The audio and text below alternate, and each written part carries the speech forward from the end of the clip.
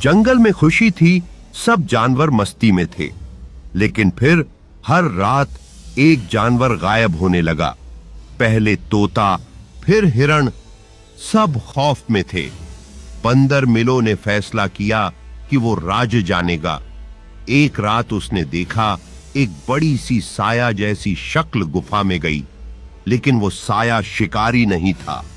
वो तो कछुआ बोबो था, जो सबको छुपा रहा था ताकि वो शिकारी से बचा सके। असली दुश्मन वो शख्स था जो जंगल में जाल बिछा रहा था। ओ बा पा पा पा पा पा पा पा पा पा पा पा पा पा पा पा पा, और बोबो सबकी जान बचा रहा था। बोबो कछुए ने जानवरों को इकट्ठा किया और उन्हें बताया कि उन्हें एकजुट होना है। सबने मिलकर अपने अपने तरीकों से शिकारियों का सामना करने का फैसला किया। उन्होंने संकेत और योजना बनाई ताकि शिकारी को पकड़ सकें। धीरे धीरे जानवरों में एक नया हौसला आ गया। अब सबको अपने सामर्थ्य पर विश्वास हो गया था और उन्होंने एक दूसरे का साथ निभाने का फैसला किया।